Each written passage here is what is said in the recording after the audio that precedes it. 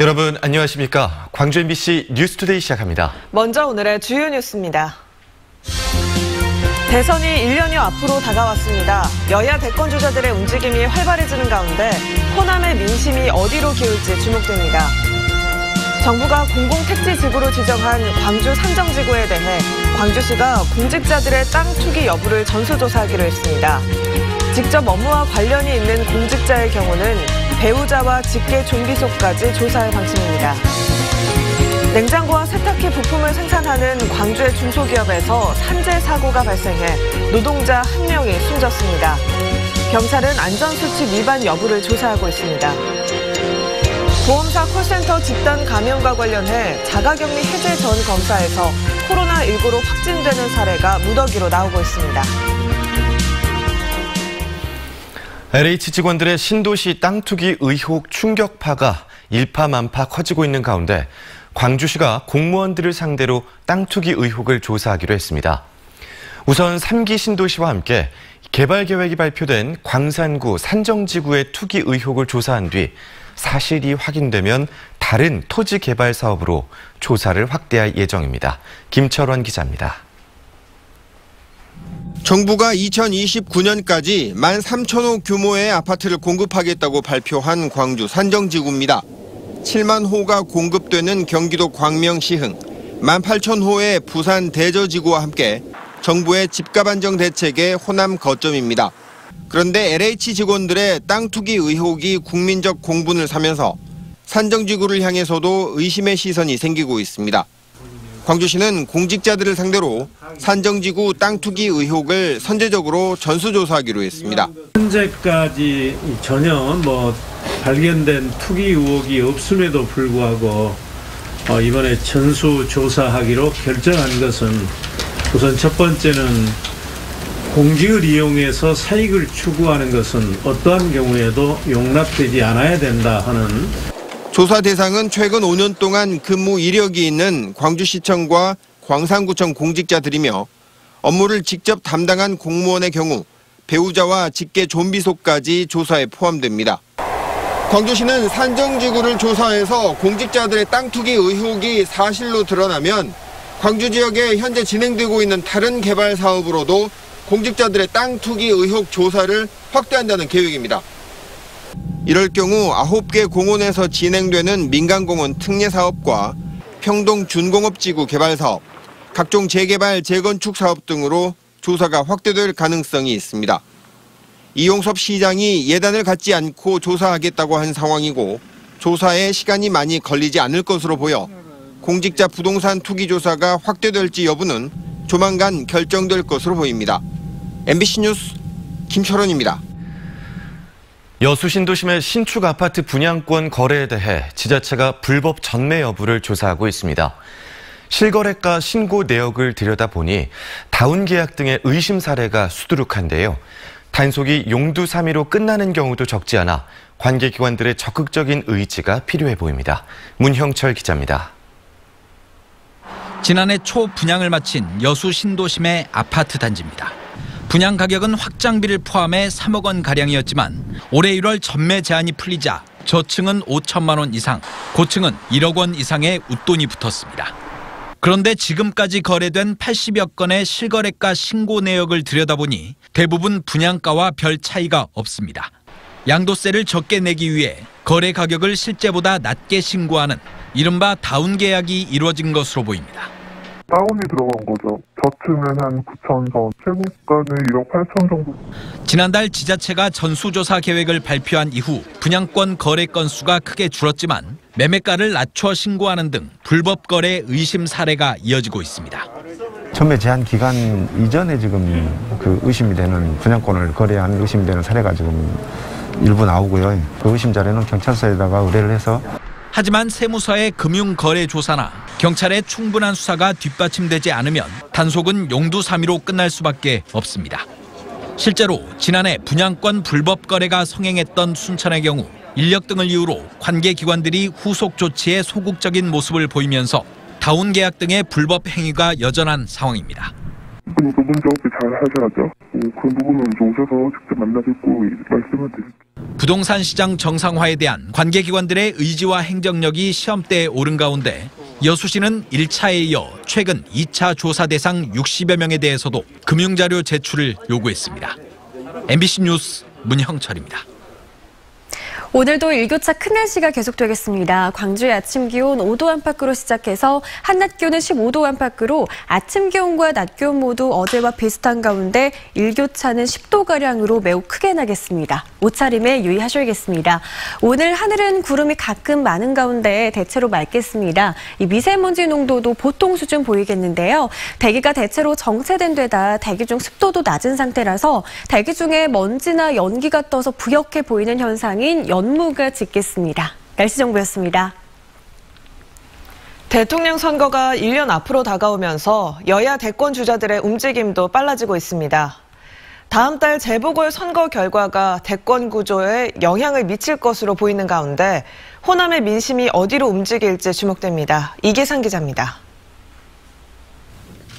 거대 여당의 대표로서 신중한 언행을 이어오던 이낙연 대표가 대표직에서 물러나 본격적인 대권 행보에 나섭니다. 4월 재보궐 선거를 앞두고 공동선거대책위원장을 맡은 이 대표는 LH 투기 의혹에 대한 강도 높은 대응을 주문하는 등 좀 더 확실하고 강한 메시지를 내기 시작했습니다. 가장 강력하게 응징하고 가장 강력한 재발 방지 대책을 최단 신뢰 수립해서 다시는 이런 일이 없도록 확실히 하겠습니다. 4.7 재보선을 승리로 이끌어야만 이 대표는 10%대로 떨어진 지지율을 반등시킬 수 있고 야권의 유력 대선 주자가 된 윤석열 전 검찰총장에 맞설 수 있는 대항마로 당 안팎에 각인시킬 수 있는 상황입니다. 여권에서 지지율 선두를 달리고 있는 이재명 경기도지사는 독주 체제를 노리고 있습니다. 하지만 친문그룹의 적통이 아니라는 점에서 정세균 총리와 임종석 전 청와대 비서실장 등 제3 후보론이 사그러들지 않고 있습니다. 여권의 이재명, 이낙연 양자 구도가 흔들릴 경우 친문 진영을 아우르는 제3 후보로 누가 떠오를지도 중요 관심사가 됐습니다. 호남 대망론과 호남이 지지하는 비호남 대선 후보를 놓고 호남이 어떻게 선택할 것인가가 대선 1년 앞두고 지금 가장 주목해서 봐야 될 부분인 것 같습니다. 여기에다 5월에 치러지는 당대표 경선에서 호남 출신인 송영길, 홍영표 두 의원의 행보 역시 호남 민심을 움직이는 중요한 변수가 될 것으로 전망됩니다. MBC 뉴스 이계상입니다. 공장에서 일하는 근로자가 기계에 끼어 숨지는 안타까운 사고가 또 발생했습니다. 고장난 기계를 살펴보던 중 변을 당했는데 경찰은 사업주의 과실 여부에 대해 조사하고 있습니다. 이다현 기자입니다. 커다란 기계 앞에서 구조대원들이 구조 작업을 벌이고 있습니다. 방역복을 입은 구급대원들은 병원 후송을 준비하며 구조를 애타게 기다리고 있습니다. 지렛대를 이용해 기계를 들어 올리자 몸이 끼어있던 작업자가 겨우 들려나옵니다. 어제 오전 8시 40분쯤 광주시 광산구 진곡산단의 한 제조업체에서 작업자 49살 한모 씨의 상반신 일부가 기계에 끼는 사고가 발생했습니다. 의식불명 상태로 구조된 한 씨는 병원으로 옮겨졌지만 결국 8시간 만에 숨졌습니다. 사고 당시 한 씨는 사출기 8대 가운데 고장난 사출기 1대를 살펴보던 중이었습니다. 사망자가 그걸 이제 점검차 확인을 들어간 상태에서 그게 작동이 돼버린 겁니다. 그래서 그 사출기에 쇠고리 있는 쪽이 끼었어요, 몸이. 경찰과 노동청은 점검 중인 기계가 갑자기 오작동한 것인지 아니면 누군가 기계를 조작했는지 조사하고 있습니다. 또 2인 1조 작업 수칙과 안전장치 설치 등 안전 규정을 제대로 지켰는지 조사한 뒤 사업주의 과실 여부를 따져볼 계획입니다. 사고가 난 업체는 사출기를 이용해 냉장고와 에어컨 부품을 생산하는 중소기업으로 상시 근로자가 20명 안팎으로 알려져 중대재해처벌법 대상이지만 적용은 유예됩니다. MBC 뉴스 이다현입니다. 금융기관을 사칭해 저금리로 대환대출을 해줄 것처럼 속여 돈을 가로채는 보이스피싱 범죄가 기승을 부리자 광주경찰청이 경고를 발령했습니다. 광주경찰청은 일선경찰서의 전담팀을 구성해 보이스피싱에 대응하고 있지만 관련 범죄가 끊이지 않자 시민들의 경각심을 높이기 위해 경고를 발령했다고 밝혔습니다. 광주경찰청에 따르면 지난 2019년에 358건이던 보이스피싱 피해가 작년에는 715건으로 크게 증가했고 이 가운데 55.6%가 대환대출형 사기였습니다. 어제 저녁 7시 5분쯤 화순군 사평면의 1층짜리 단독주택에서 불이 나 출동한 소방대에 의해 약 2시간 만에 불이 꺼졌습니다. 이 불로 집안에 있던 81살 A씨가 머리에 2도 화상을 입었고 주택이 전소하면서 380여만 원의 재산 피해가 났습니다. 소방당국은 앞마당에서 시작된 불이 집으로 옮겨 붙은 것으로 보고 정확한 화재 원인을 조사하고 있습니다.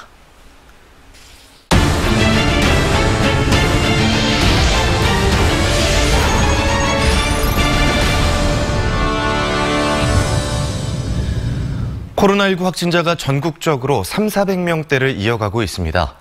지난달 사회적 거리 두기가 완화되면서 곳곳에서 행사가 열리고 있는데요. 방역 수칙과 거리 두기 과연 잘 지켜지고 있을까요? 김한수 기자가 행사 현장을 취재했습니다. 지난달 전남 신안군에서 열린 식목 행사.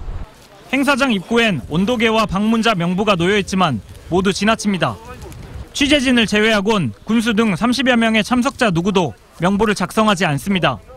그나마 온도계는 실내용으로 야외에서는 무용지물입니다. 안 되네요. 실내 원래 그 온도가 돼야 되는데 이게 절대 안 높네요. 50여 명이 참석한 가운데 열린 공공기관의 또 다른 행사장. 이곳 역시 참석자들의 체온을 재는 비접촉 온도계가 제 기능을 못합니다. 방역 수칙의 실효성도 의문입니다. 민간 기업이 주관한 스마트팜 샘플하우스 행사. 660여 제곱미터 규모의 샘플하우스를 찾은 인원은 60여 명. 4제곱미터당 1명으로 인원을 제한하는 거리두기 수칙 위반은 아니지만 대부분 1m도 안 되는 거리에 밀집해 있고 일부 참석자들의 마스크 착용도 형식적입니다. 저희가 이제 말씀드려도 이제 같이 오신 분들은 저희도 이제 이사님이 계속 방송도 했거든요. 사회적 거리 때문에 이제 너무 한쪽에 몰려있지 마시고 뒤쪽이나 이렇게 좀 퍼져주시라고. 지금까지 적발된 방역지침 위반 건수는 전남에서만 200여 건. 거리두기 완화와 백신 접종이 시작되면서 코로나19 방역 경각심이 느슨해진 것 아니냐는 우려가 나오고 있습니다. MBC 뉴스 김한수입니다. 광주 콜센터 코로나19 집단 감염과 관련해 자가격리된 접촉자들이 무더기로 확진되고 있습니다. 광주시에 따르면 어제 오후 6시 기준으로 새로 추가된 확진자 32명 가운데 31명이 보험사 콜센터와 관련해 확진됐고 이 가운데 30명은 자가격리 해제 전 검사에서 양성 판정을 받았습니다. 이로써 콜센터 관련 누적 확진자는 111명으로 늘었고 이 가운데 절반이 넘는 61명이 격리 중에 증상이 나타났거나 격리 해제 전 검사에서 확진됐습니다. 홈구장에 스프링 캠프를 차린 기아 타이거즈가 연습 경기를 통해 실전 감각을 끌어올리고 있습니다. 양현종 선수의 뒤를 이을 것으로 기대되는 이의리 선수도 실전 투구에 처음으로 나섰습니다. 이재원 기자입니다. 최고 구속 148km. 첫 프로 무대에서 고졸 신인 투수는 전혀 주눅들지 않았습니다. 높낮이를 가리지 않고 뿌려진 평균 구속 146km의 직구는 묵직함과 예리함까지 갖췄습니다. 지금 146, 147이 계속 지키고 있는데 제가 느낀 볼의 이 끝이 상당히 좋은 것 같아요. 실전 감각을 익히는 자리에서 이의리가 던진 공은 모두 29개. 6명의 타자를 삼진과 범타로 돌려세우며 실점 없이 2이닝을 책임졌습니다. 고졸 신인의 배짱 투구를 유튜브로 지켜보던 양현종 선수는 볼이 좋다는 감탄의 댓글을 달았고 서재웅 퓨처스 투수 코치도 칭찬을 아끼지 않았습니다. 프로에 처음 와서 첫 프로 선수 상대하는 거잖아요. 그렇기 때문에 아마 오늘 이 경기가 아마 본인이 좀 자신감을 좀 더 끌어올리지 않을까라는 생각을 하게 됩니다. 이의리를 비롯해 군에서 돌아온 사이드암 윤중현과 야수 박민 등 퓨처스 선수들도 자체 연습 경기를 함께하며 기량을 점검했습니다. 이제 또 전쟁이 시작되는 만큼 또 선수들이 최선을 다할 거라 믿고 또 저 또한 그 야구장 안에서 좋은 분위기를 만들 수 있도록 노력하겠습니다. 팀을 나눠 서로 몸풀기를 끝낸 기아 선수들은 이번 주 하나를 상대로 연습 경기를 가지면서 실전 감각을 조율할 예정입니다. 대전과 광주를 오가며 펼칠 4차례의 경기를 통해 윌리엄스 감독은 선발 투수 후보들을 집중 점검하면서 양현종의 후임자를 물색할 것으로 보입니다. And so we look forward to them being aggressive with that and somebody stepping in and taking charge there. And the secret to our success will be consistency of play. 개막까지 채 한 달도 남지 않은 2021 프로야구. 지난해와는 달리 연기 없이 치러지는 개막전에서 호랑이들이 어떤 모습을 선보일지 주목됩니다. MBC 뉴스 이재원입니다. 서남의 김양식이 올해는 예년보다 한 달여 일찍 마무리될 것으로 보입니다.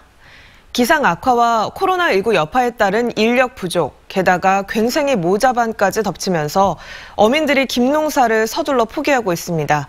김진선 기자의 보도입니다. 해마다 이맘때면 하루 50척 이상의 선박이 갓 채취한 김을 가득 싣고 몰리던 진도의 한 김 위판장. 올해는 절반가량인 20-30여 척이 위판에 참여하고 있습니다. 고수온과 태풍 피해가 극심했던 지난해에 이어 김 생산량이 크게 나아지지 않은 겁니다. 전년도에도 작황이 아주 안 좋아지고 올해는 좀 작황이 좀 좋으려나 그랬더니 올해 더구나 작황이 안 좋아요. 올해 전남의 김 생산량은 25만 7천 톤. 지난해 같은 기간보다는 소폭 늘었다지만 평년 생산량과 양식 면적을 기준으로 한 생산 계획량의 62%에 그치고 있습니다. 코로나19 여파로 외국인 노동자 수급도 쉽지 않아 김발 관리에도 어려움을 겪은 데다 괭생이 모자반 유입에 강풍까지 겹치면서 생산량 자체가 줄었습니다. 이 때문에 보통 5월 초까지도 이어졌던 김 생산은 올해는 빨리 종료돼 이달 말에서 다음 달이면 마무리될 전망입니다. 시기가 좀 더 앞당겨졌습니다. 앞으로도 가격이나 양은 좀 더 많이 떨어질 거, 전년보다는 많이 떨어질 걸로 예상이 됩니다. 이런 가운데 코로나19 영향으로 김 수출과 국내 소비가 동시에 줄면서 가격조차 6%가량 떨어진 상황. 전라남도는 기상 상황이 점차 호전될 것으로 보고 있지만 올해 양식이 종료되는 대로 작황 분석을 통한 대책 마련에 나설 방침입니다. MBC 뉴스 김진선입니다. 신안군의 섬들이 독특한 매력으로 해외 언론의 눈길을 사로잡고 있습니다. 특히 보라색 섬으로 불리는 반월도와 박지도는 유명 해외 언론사들이 앞다퉈 소개하면서 코로나 이후 관광 활성화에 대한 기대감을 높이고 있습니다. 김윤 기자입니다. 신안군 안자도의 남쪽에 자리 잡고 있는 반월도와 박지도입니다.